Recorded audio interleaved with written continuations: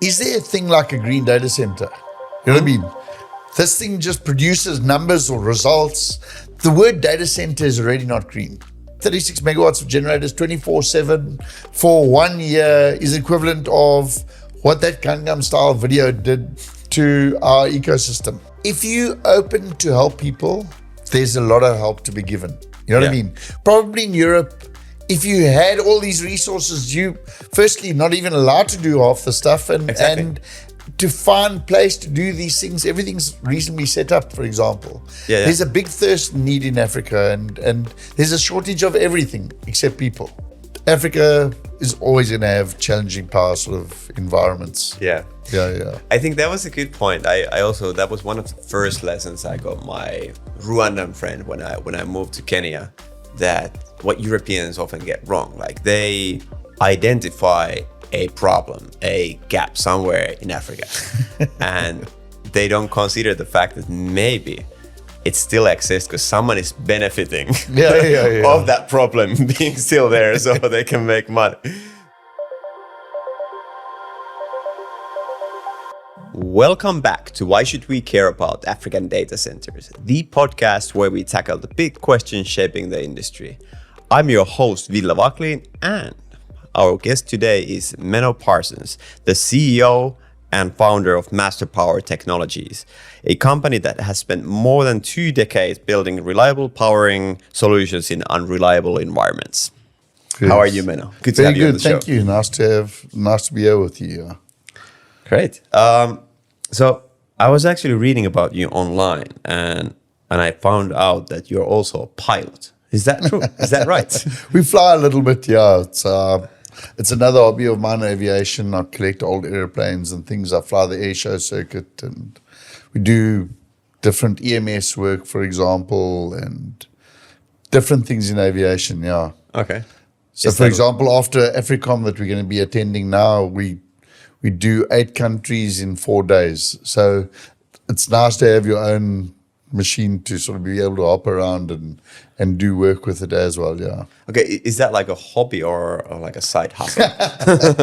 Or both? So I've been involved in aviation quite a bit as well. We had a sort of an airline type thing that we ran, or leasing of Boeing 737s and the Fokker range of aircraft and what have you. So yeah, it was a thing of ours, and we're still involved with some helicopters and airplanes and the air show circuit. It's a nice thing to inspire people in Africa that don't really have access to that type of thing, yeah. Yeah, cool. So I guess, you're a pilot, so you've been to a few places on this continent. Do you have a favorite place in Africa? I think each one's got its own special. It's so diverse. Mozambique's beautiful. It's like Seychelles, for example. There's islands, and then there's Zambia is beautiful. Nigeria's got its own vibe. Right. Africa, I mean, it's a really remarkable place, and if you really get to know the different environments, they're so different. They've got their own challenges. Like you can imagine. Africa is the wild sort of, not the Wild West, but the wild center. Africa's got its challenges, but a really fantastic place. Namibia is beautiful. Like I said, Zambia, Zimbabwe, up to the north. I love Mozambique, though. It's actually a beautiful place. And we're going to Eswatini, we're going to Lesotho. They're all great places. My son rode the roof of Africa, for example, and those mountains are majestic. And the Drakensberg, you can imagine in Lesotho, the Maluti Mountains, and the game that we have. Africa's a beautiful place, and it's so diverse. So for people coming from Europe, it's really like each place is completely different, and people are completely different. Their natures are each different. I mean, you go to Nigeria, there's like hustling. The Lagos stays alive right through the night. And then you go to Eswatini and it is like peaceful, for example. So completely different types of places. And you can't say, what is your best, blonde or brunette, for example. They're both amazing people, for example. Or you can't really choose which is a beautiful country. they all got their own uniqueness, which is great. Yeah. Yeah, I agree. It's a good answer, actually. I do have a few favorite places in Africa. Which ones are yours? I get to say 3 because I'm a host. Okay. So, Lamu Island, and especially the little town of Shela in Kenya, northern coast of Kenya. They don't allow motor vehicles at all. It's just donkeys. It's just like peaceful. That's where I go for relaxation. I love Cape Town, absolutely. And what's the third one? Nairobi is a home, so I pick Nairobi. Okay. Cool. We are on our trip. We're going to Nankala, which has got a cable landing station, and one of our clients, the LEO people that are putting the satellite things in the sky, and we've got a gateway site there, and we're going to, for example, Ilha Mozambique. I don't know if you know it. It's a little island that was the capital many years ago, and it's like a little Europe. And it's a lost place in the world. And so you find these places all over. I've been to Ibu Islands up north in Archipelago. That's where I've been. And I mean, take that for example. It's paradise for those islands, for example. Very nice. Yeah. Yeah, that's about Africa. Let's get into the power business. So you founded Master Power back in 1999. Yes. Long before data centers were a thing. Yes. What made you start the company? So I used to work for Siemens as an electrical engineer and a project engineer in UPS and power backup systems. And Siemens had this company that they owned called MasterGuard UPSs. They subsequently sold it, became Chloride. Chloride became Emerson. Emerson became Vertiv. And there is a product brand, and MasterGuard was I eventually left Siemens and started MasterGuard in the UPS division or UPS section. We then changed it to Master Power because we're doing way more things. And Master Power ultimately evolved so much because we started as a UPS company. But we were in data centers were nearly, you could call them, the telcos led a lot of the data center business, for example. The MSCs, the mobile switching centers, evolved into data centers because they had value-added services on top of the things, and more data systems started evolving, and data center, or call it mobile switching centers, became a hub. Telephony was a thing. There wasn't WhatsApp. There weren't OTT systems, and so basically the telcos were in charge of data. You could nearly call it in a lot of ways, and we did a lot of that work. And obviously, Africa is a challenging place, and a big thing is power.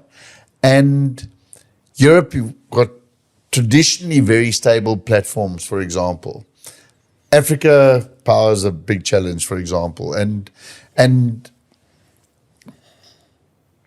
reliability in these networks are obviously very important. And that's how we got into data centers more and more, mobile switching centers, which evolved into data centers and powering them, eventually generators and the UPS systems, the cooling systems, the network topologies were very important to get right. The standard A and B distribution that you'd have in Europe, that the uptimes and the 942 specifications, for example, the TIA type specifications, didn't really fulfill the requirements for Africa, for example, because our networks were reasonably unreliable. And we just evolved into a data center business ultimately from power, because power was such an important thing. Having engineers, having the right support people on the ground was very important. And then designing topologies that suit our requirements and not necessarily the States in Europe have got it right, but we just have a few more other challenges, for example. Yeah. So in those early days, what were the hardest lessons that shaped your approach to reliability?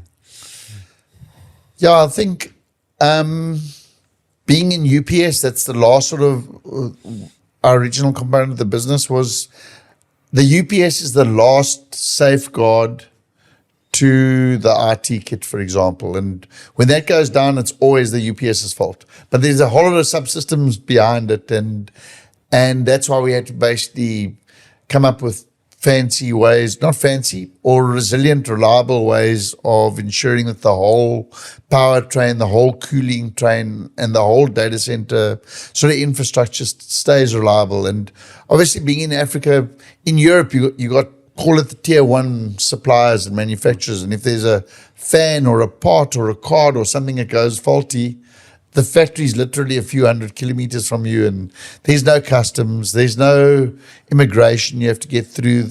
You literally can get the part down the road. Having the challenges in Africa, for example, each country is unique to themselves and important for themselves and important for their population. But you don't find that control card there. You don't find that spare. The people don't provision adequately. Even the big companies, for example, that supply all this kit, don't have the spares on the continent, never mind in the country, for example. To get those things urgently, customs if you know anything about African customs in certain countries, I do. you know that those are the challenges often, that they'd hold stuff because it's that important, it ends up taking time, for example. Yeah. The more important it is, the longer it takes ultimately, for example. And so it's about supporting your customers and supporting your environments properly and understanding how you go about supporting properly is very important in Africa. Provisioning spares properly, looking at clients, and when they got these very fancy sustainability ideas, often it's a box ticking process, for example, and they make life difficult for them, and they make themselves less sustainable by having the regional cause of trying to be sustainable. So it's like, if you say you don't want to run on diesel generators, and when you run on diesel generators, you want to control emissions, for example. Yeah. So they come up with scrubbing systems, and they want to do this AdBlue type system, but then they need to fly it in with an airplane, and then they need to go through customs, and they need to drive and fetch the stuff. They actually end up being worse off, making their solutions less sustainable and actually damaging the environment more. You know what I mean? So they come up with all these fancy ideas that you would typically use in Europe, and you wouldn't run on generator as much, and you'd have the stuff right there, but you come up with principles that aren't relevant where we are. Rather come up with streamlined, better ways of doing things, running on less generators, for example, coming up with one source of supply. There's like lots of mechanisms of being sustainable and right, but having the preconceived European and American ideas how DC should be, and then putting them in our environments, things are a little bit different. A lot of the stuff is good, but then you need to change and best suit and best support. Things are a little bit different where we are, And I guess understand the phasing and the timelines in which we can move toward those kind of systems, I guess. Yeah, I mean, ultimately you want greener, more sustainable, etc., but you can't force things and end up not being totally unsustainable ultimately. Yeah. You know what I mean? I fully agree. I fully agree. So is this actually what you mean when you've said that in Africa you can't design for perfection, you have to design for reality? Or is there more to it? I mean, ultimately, there's certain preconceived ideas our data centers need to be configured in Europe and the States, and it's right for those environments. But there's certain things that, let's say your power might be very volatile, and you need to design things that you got certain ranges that you might operate in Europe and in the States, and we got our environments are a little bit wider, a little bit unplanned, etc., and sometimes you need to over provision in certain places, and on a case by case basis you need to consider these things, and things change. I mean, I used to be in South Africa, and everybody's very proud. We used to be very proud of South Africa, and we go into Africa and say, we don't do this like in South Africa, for example. But it's a lot of our guys are reasonably arrogant now. We used to travel and very proud of our country, and we'd go across and and try and put our preconceived ideas in those countries. But you'd go to Nigeria and you'd realize, actually, this Nigeria can teach us way more, for example, because they run on generator a lot. They have to self-provision. They need to look after. It is the biggest market for generators in the world, for example. Yep. And we thought we had our ducks in a row. And you learn lots from every single country you go to. You learn quite a bit. And you must be open to learning. You must have this preconceived idea. But ultimately, going into Nigeria, we learned a lot. And I worked quite a bit there, and it was an exciting platform to work in. But years later, South Africa had load shedding. Yeah. So the things we learned in Nigeria, we went back to South Africa and say, well, I promise you, Nigeria could teach South Africa how to do things in some ways and look after systems. So being across and experiencing different parts of Africa has been a great learning curve for our business over all the years. And one thing is, don't go to kind of, or what I could sort of always try and teach my team and teach typically South Africans is like really go and travel with an open mind, like listen to what each country has to say. They've got important views, and if you go there with a preconceived sort of mind, you're going to learn less, you're going to understand less from the people, and you're not going to mold requirements right. And ultimately, you don't learn, and you don't open yourself up for what the journey could be by being open to things. Yeah, I think that's also a super important message for any European companies, like in the data center space, for example, or whatever space, who are now considering looking at the African market. So yes. Open mind, be ready to learn. When you come there, like you've got all the answers. I promise you don't have all the answers. You might have experience in your environment and you might have good knowledge, but like get to the African guys, understand traffic challenges, understand social challenges that people don't have food, and then you try and tell them how to do maintenance and waste money on certain things like certain licenses, for example, or like understand the environment, understand the challenges, and they've got big life-threatening things to go through. And then you try and teach him, no, you must polish this generator. There's like an oil seal that's dirty. And that's very important compared to something happening at home, for example. Yeah. And understanding these different things makes you be able to get them to do their scope right where they're working, for example, you know. No, that's a super good point. So zoom out a bit. Understanding Africa is 54 different countries, but how would you describe the state of power reliability on the continent right now? Yeah, so I mean, solar's around, et cetera. The loads that data centers use, for example, are substantial compared to other types of environments, and each country's got its own challenge. Ultimately, there's some that have got some nice hydro supplies that dry up. If you take Zambia, had challenges a little while back. They had less water, and ultimately they had challenges there. Running on generators sometimes 12 hours a day, for example.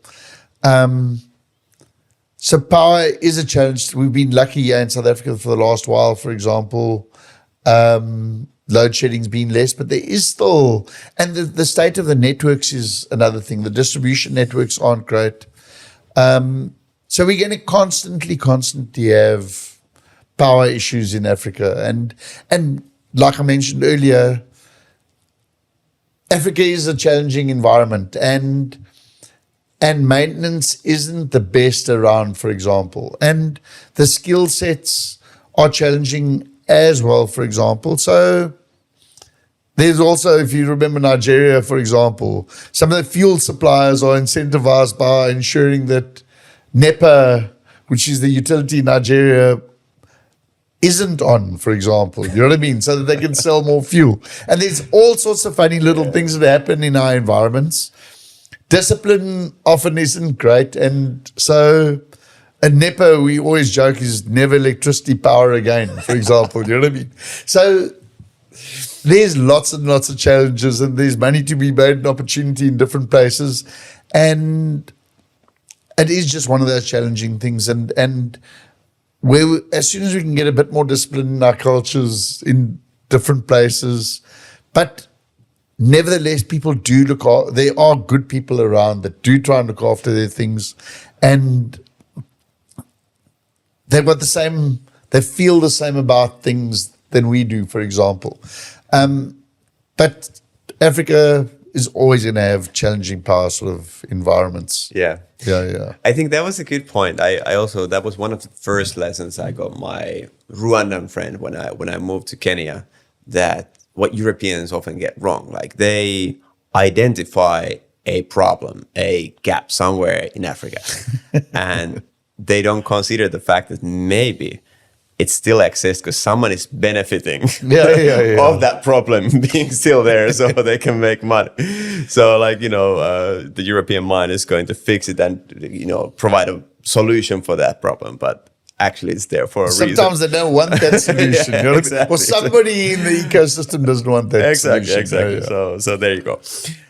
So you spent over 2 decades on this space, and I'm sure you've had some wild projects. So what was the toughest project you've ever completed? I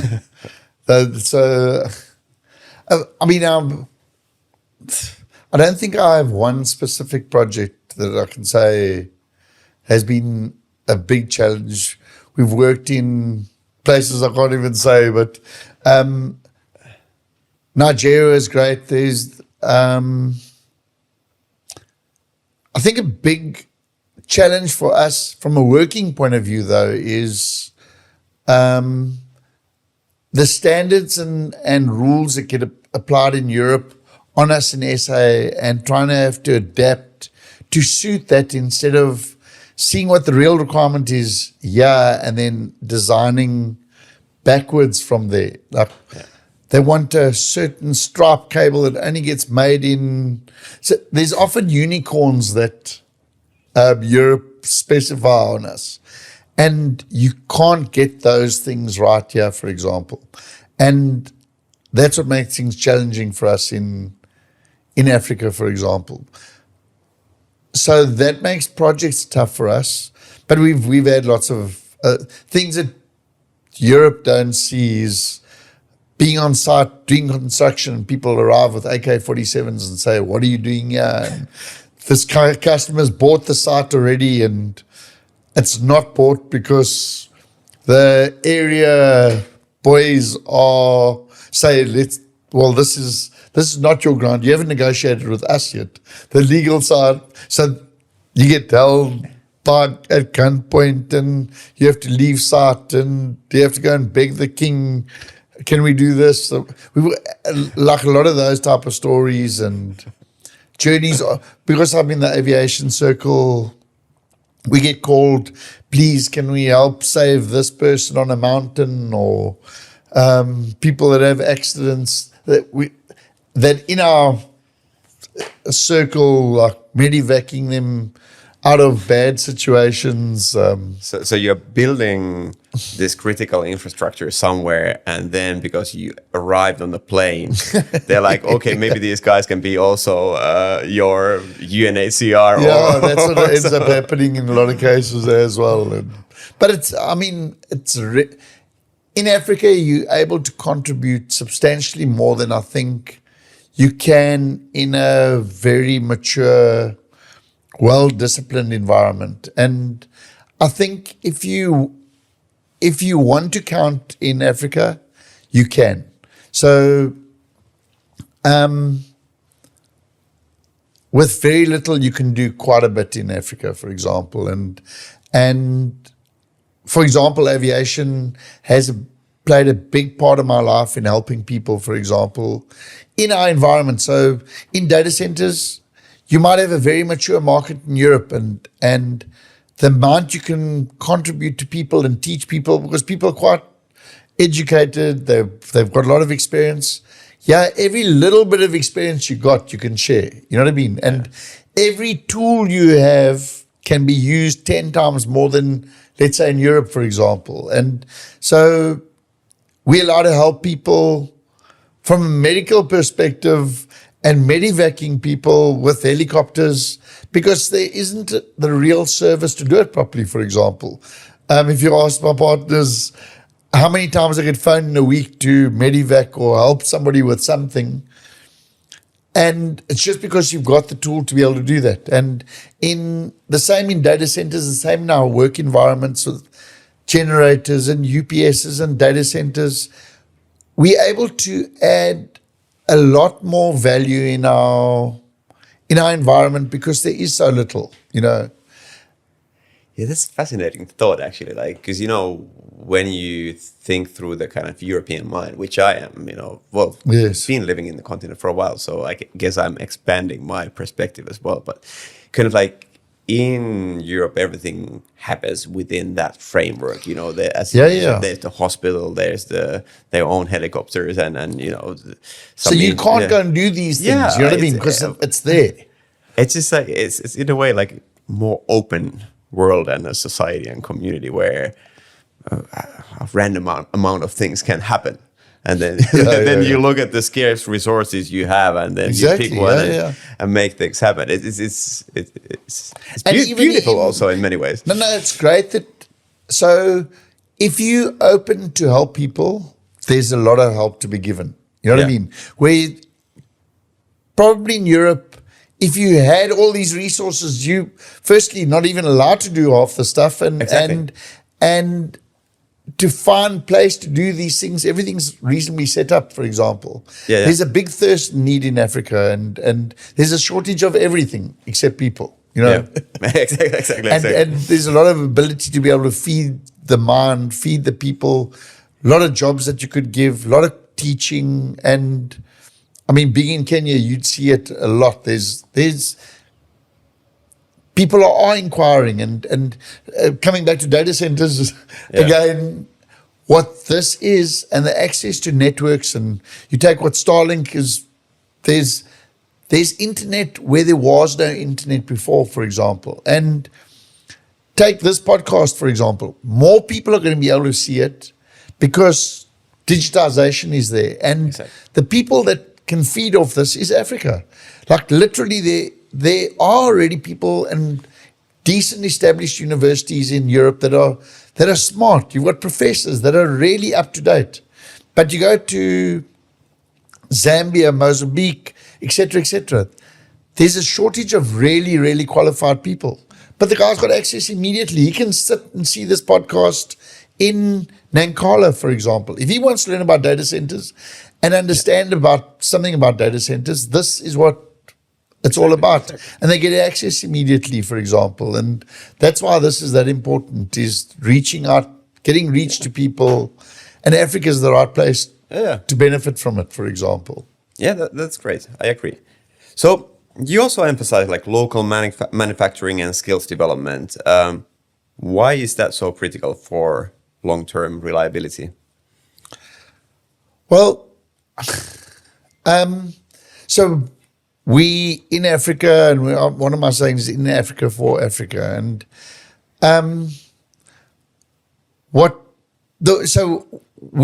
I used to come from South Africa, go to an African country, and the worst thing you can do is go there, like enforce your opinion in a place, go there and bring a whole lot of expats and do the work and leave.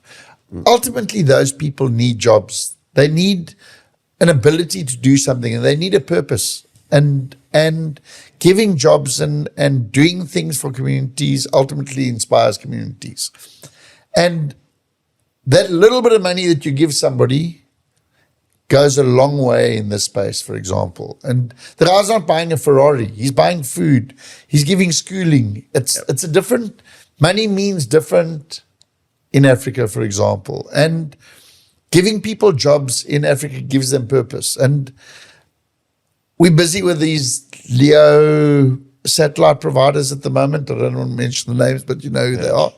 And so we're building a whole lot of sites all over Africa. And literally, we've got 200-300 people that want to help. When you give, and the last thing I want to do is bring people from a certain place, go and do the work there, and go and do the work there with other resources, and then employ people from somewhere else and put them there. So each site needs like 4, 5, 6 people. And you could get away with 2, for example, but we want to employ as many as we can. Even if it doesn't make that much money, it creates a purpose, for example. Yep. And you create an ecosystem. And you won't believe employing local there. You go through a few drama things. The skill sets might not be there the way it should be. But if you give people jobs there, it gives them purpose for there. And they're proud of what they're doing. The first there is going to be a bit of theft. There is going to be, but when you find the right group of people and they look after this thing and they have a purpose, taking people from that environment, getting them to look after things is more important than the project itself in a lot of ways. Yeah. And life ultimately is about people and things. You know what I mean? Yeah. And if you can add the right value to each little group in society and make that thing count for that area is a nice, or I have more value in my life by doing that than getting money for that purpose, for example. And the last thing you want to do is there's these multinational hyperscale people often, and I don't want to knock them, but the worst thing you can do is bring your equipment from somewhere else, put it down, and you give the locals like the smallest little bit of work. Yep. And then they go and invest in cloud and all the money leaves. Like literally it's so bad for a society then. Yep. Then don't say it's sustainable and right, for example. It's right for your pockets wherever you come from. Yep. The right way about doing it is creating a society and creating an ecosystem that works for people, not just the digitization of it, but the jobs that it does give, the sustainable value chain that must be there. Let some money stay there and let some business be there and employ local, for example. And I guess it's just a nice story for me. I love that type of ecosystem. No, I fully agree. And I guess like eventually having that mindset will benefit their pockets as well when, the economy grows and there's more people consuming their products and services. Yes, for sure. But like I really share that passion of like bringing the opportunity to a place where it didn't exist before. I think it also like if you're in the place of power or you have the opportunity to do so, I found very few things more valuable than that. Yeah. And that, how much that matters to those people. If you give jobs where there are lots, have a look at how people value it. But where there aren't any, and that little bit of work that you give is so valuable. Take a person that's full, that's eaten, he's got anything he can eat.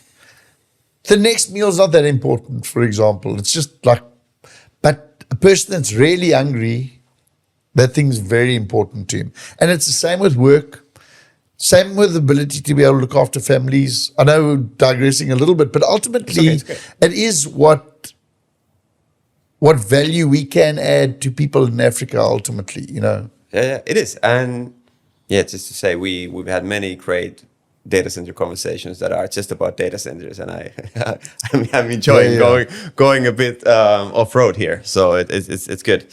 So I take you back to the sustainability theme a little bit, like thinking about can reliability be green? So me and my friends in the EU, I guess the difficult ones. Increasingly the rest of the world too. We want to see the green data centers running on flower power. So is it possible? Let's start with. What is a green data center in Africa? Like, what does it mean to you? Like, what is possible now and potentially in the future? Like, how we can make it as green as possible?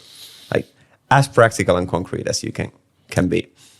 So, for me, I don't know, my idea is not being, I don't want to be too controversial here, but I've got a friend of mine that's Ian Bitterman. I don't know if you know Professor Ian Bitterman. And if you go on LinkedIn and you go and say, my data center is green because I've got some solar panels and batteries and a BES system. And if Ian sees that post, I promise you're going to get smashed like you don't understand. And I share the same feeling. I mean, ultimately, having these huge battery banks, BES systems, for example, and with huge solar panels being put in a certain environment, and you go and say it's green. Look at how those batteries get dug out and what it does to the environment to find those batteries. And to have that scale of battery bank, for example, with all those panels and then call it green. I think you potentially got a warped mind to call that green. And so, I mean, I can ultimately, it's a controversial thing in my mind, solar panels and battery systems for data centers and saying carbon zero. The two are, how much diesel does it use? How much shipping? What is it? What did you have to dig out of the earth and how did you dig it? Did the battery system and the solar system actually dig that thing out the... So it's also the supply chain. Like the supply that should chain. Be looked at. So this carbon zero thing and scope 1, 2, and 3. Everybody looks at the one scope that is at the end, for example, not the supply chain messes up everything, for example. And when you start looking at bigger consumption, for example, and people are talking SMR technology or whatever, I'd like to see that because it seems like the effect is way less. But I know too little about it, and the professors and those guys that really know, and I get some opinion from them, and I like the concept. I know nothing about nuclear, but it seems like the only solution ultimately in my mind, especially when you start talking about these 100 megawatt type facilities, for example. And I mean, to cut down trees and to solar panels and battery systems. Battery systems are meant for that iPad and your telephone and for small things to make them mobile. But to go and use these huge BESS systems and the mining that has to happen for them and the carbon damage through that journey doesn't make sense at large-scale grid applications in my mind. Yeah. It makes more sense to have 1 cubic meter for 200 megawatts for 7 years from a nuclear waste point of view at lower concentration and what the people are talking about from an SMR technology, for example.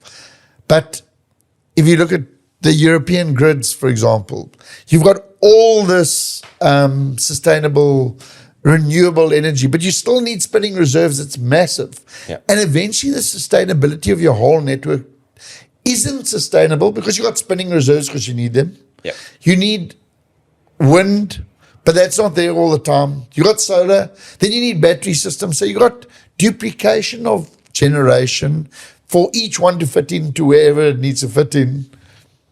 And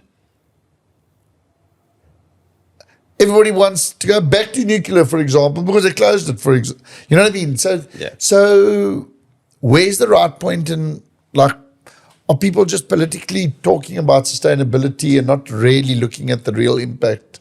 Just because somebody says, tick this box, because when you got that, it works. But look at the whole supply chain ultimately, No, I think that's an incredibly important discussion to have. I think it's just as you described. I think we are looking things on the surface. Yes, and then rating them based on the surface and quite rarely then, digging deeper into what's going on in the supply chain. At the back, things end up not as great as they seem.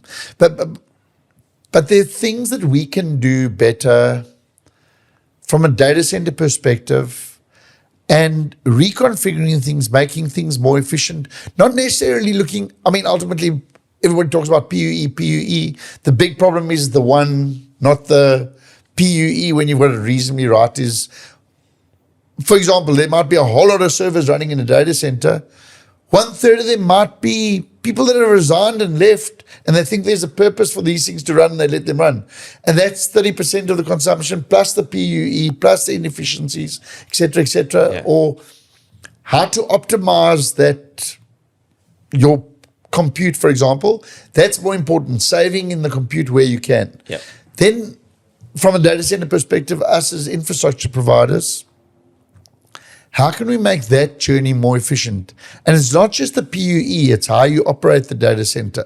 And for example, go back to the basic concept, like the generators, for example. You've got A and B generators, and when there's a mains fail, you must start both A and B. But why not run one instead of both? That already, now they want to go and do all sorts of optimization of each one, but why not run one instead of two? Does it make any sense in your mind? That I understand why, because in Europe, they hardly run. And in the States, they hardly run. Yeah, they run sometimes 3, 4, 5 times a day. Exactly. So if you want to look at efficiencies, look at a way to make one run and the other one's on standby. Yeah. But no, you must have A and B. I agree you must have A and B, but come up with a concept that you only run one generator and run it efficiently and have a mechanism that makes it efficient. I buy some generators from Europe, and they've got generators in the city. And they need to change their whole data center because they've got diesel generators in their building in Europe. These generators, after 10 years, have only got 250 hours on. They've only been run for service. Yeah. But now they say, no, this generator's emissions is too high. We need to change the generator. And we actually have to decommission the whole data center because that generator doesn't comply with emissions. Can you imagine that after 10 years, it's got 250 hours? That means 25 hours a year. That means it's basically only got test hours. Yeah. Okay, test maybe a little bit less. Changing a generator, can you imagine from a carbon perspective, that supply chain to make that generator? Yep. If you go and change that whole data center because of that generator, you must be crazy in your mind what effect you have on the whole environment. So upgrading and coming up with a later emission spec generator, which doesn't ever run, can you imagine the effect you actually have? Yep. Because it's not really then about emissions. If they were running all the time, it's about emissions, for example. But that's the warped tick idea that people have in data centers and sustainability in my mind. Yeah. That's a whole different picture. Haven't thought about it enough, so I'll definitely kind of dig deeper into this. So if a client came to you today and said, we want the greenest possible solution, but we can't afford downtime, what do you tell them? The greenest. The greenest. Now, considering all this that we've discussed. So, ultimately, is there a thing like a green data center? You know what I mean? This thing just produces numbers or results. The word data center is already not green. Ultimately, why store 5,000 photographs on your phone, for example? Now, the original concept is, another interesting thing was with Professor Ian Bitterman, where he was talking about the Gangnam style video. I don't know if you remember. I do. And how many trees, it's like running 36 megawatts of generators 24/7 for 1 year is equivalent of what that Gangnam style video did to our ecosystem. So now, ultimately, that's not green. But the real purpose originally of generators or of the environment, let's say you took a photograph of your kid, for example, and instead of driving with a camera, going to develop it somewhere, driving back, and then you got this photograph, it's way more green to take it on one photograph on your cell phone and you got it, for example. You didn't have to drive anywhere. Yep. But when you start taking 5,000 photographs or 10,000 photographs and storing them for 15 years, is that green, for example? So then saying data centers are green, the real purpose are green, for example, but the way we misuse the capability of what data centers are there for, so they're not green, ultimately. Yeah. So saying a data, it's an oxymoron saying data centers are green. But to make them as efficient as possible and as green from a perceived value, so assuming that that one is there and it has to be there, and let's ignore that, how do you make the rest green is what you're ultimately saying. So it's a consumer automatically, ultimately. And so how do you make those things more efficient? Is the cooling systems, the power systems, and it's trying to get the PUE down. And in general, we've got those things down quite a bit. I don't believe it's solar panels. I'd like to see SMR technology, and there's a lot of research, and we, at the end of the month, we in Zurich, there's a lot of talk about SMR technology there. We're with some SMR companies over there. And can you imagine, we're talking about providing power from a nuclear SMR type technology to feed data centers now. And that people are talking about 100 and 1.4 gigawatt worth of, it's insane that we need that type of compute for our society. I mean, AI is great, and I love the concept, and et cetera, et cetera. And the purpose for medical, for the research that it's going to do, but humanity and the abuse of it.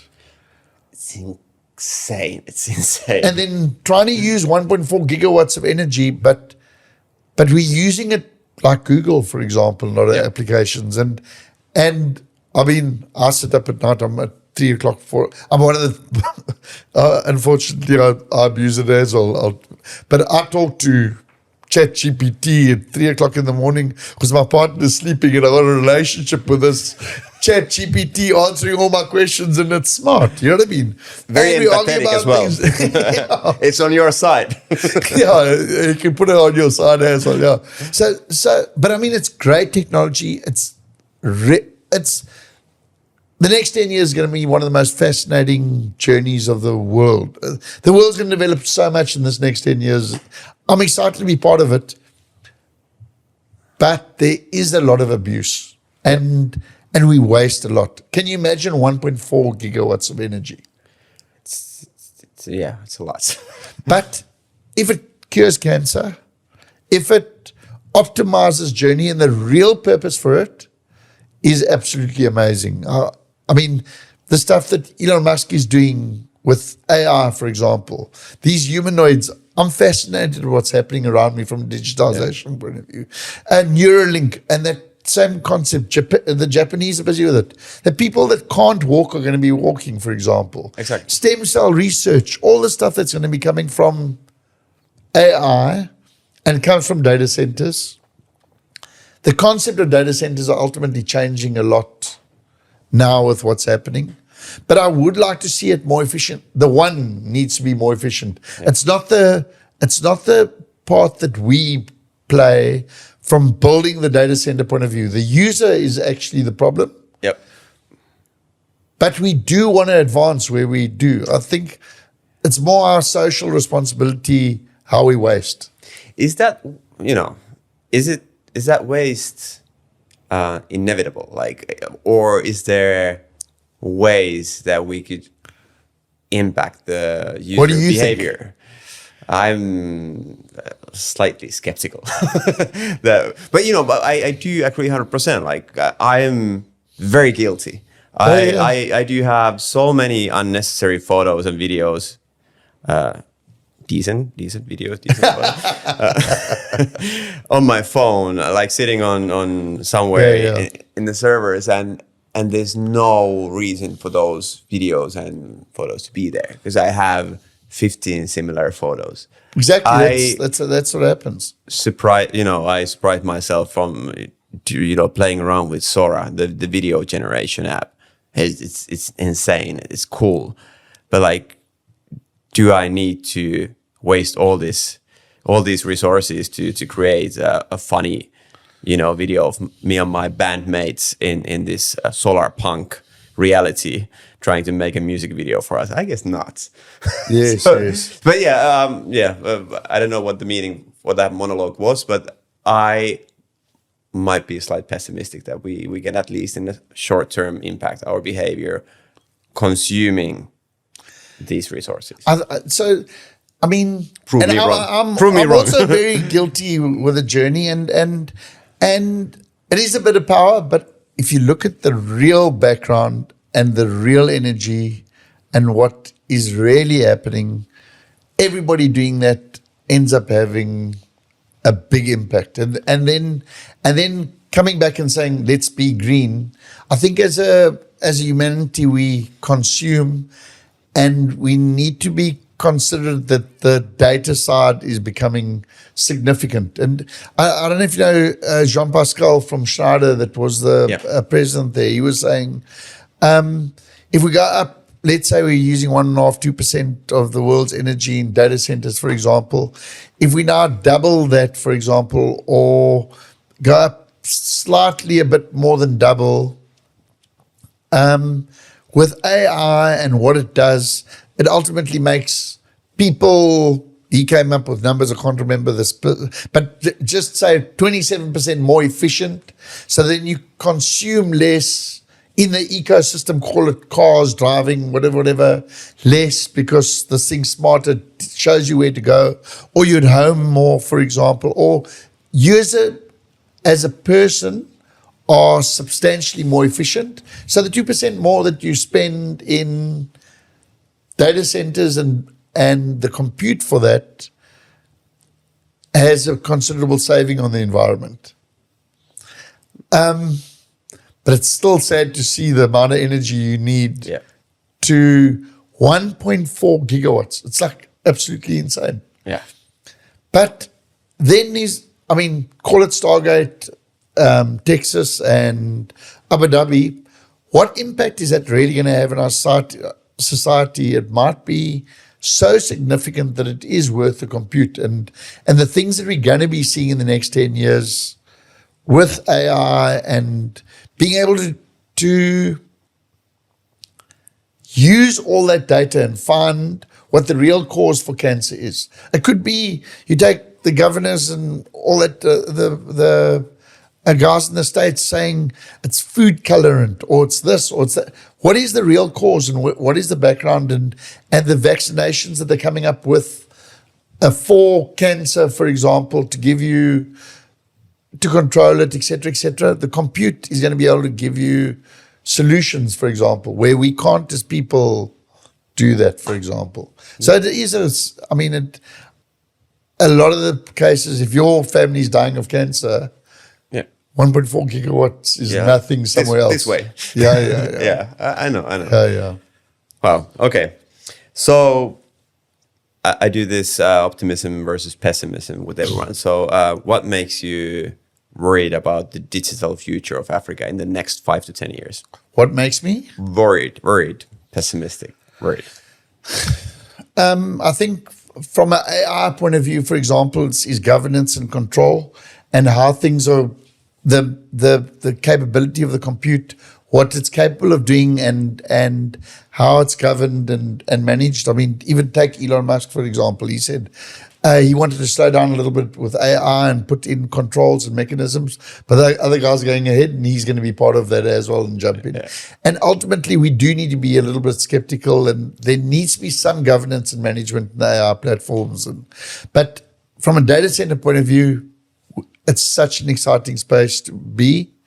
What I'd like to see is, for Africa, from an investment point of view, I'd like to see people collaborate more than just going into investments and not necessarily collaborating. Each guy's going on his own, trying to create a business and everybody competing. I'd like to see more collaboration in data centers and making things more efficient from that perspective, for example. Because people with the right intent are going out there and starting businesses, but they're not filling these places, for example. Where if they collaborated, they'd fill the DCs, they'd be more efficient, and the businesses would be more sustainable. Makes sense. So what makes you optimistic? Being in the data center space is the big bosses looked after us, and being in this space is really exciting. There's lots of energy in the digitization space, and we've got smart people, the ability to grow more in Africa with these smart people. Being in Africa is a big opportunity for us. And the shortage of digitization in Africa gives us lots of opportunity and lots of opportunity to grow people. Lots of people, opportunity to add value in people's lives, and having the local know-how gives us credibility to have an impact where we are. So now I'm excited about being in South Africa. In Africa, we're busy opening our Dubai office, an operation from Switzerland as well for our software side of the business, and being more efficient in being able to serve Africa is. It's very exciting. That's great. That's great. Finally, why should we care about African data centers? Everything we've been speaking about in data centers and the impact they have, and what data centers does for Africa. There's a big need for digitization. I mean, giving people smartphones, the connectivity. So this week is AFRICOM, and everybody talks about fiber and data centers and digitization. And there's still, like, take these gateway sites that we're building. People are going to be able to see the internet that had never ever been on the internet before. Can you imagine in this day and age, we're talking about data centers and people haven't even been connected to the internet. Still now, today. Yep. You know what I mean? It's absolutely insane. And what the internet would mean to those people that don't have knowledge and don't have the base.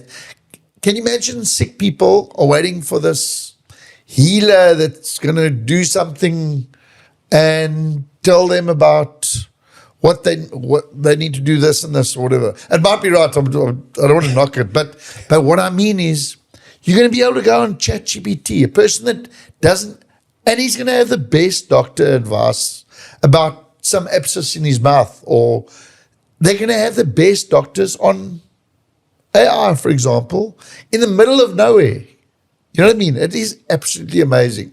So data centers been huge for those people, and the ability to, you don't have the Swiss doctor or the European doctor. All of a sudden, you got the best doctor in the bush. You know what I mean? And this is what enables that type of environment. So I think the need for knowledge and the need for is important in Africa, and data centers does that. So I love being part of the ecosystem and putting that together. Yeah. Thank you, Menno. This was a great chat. Thank you for coming here. No, it's a pleasure.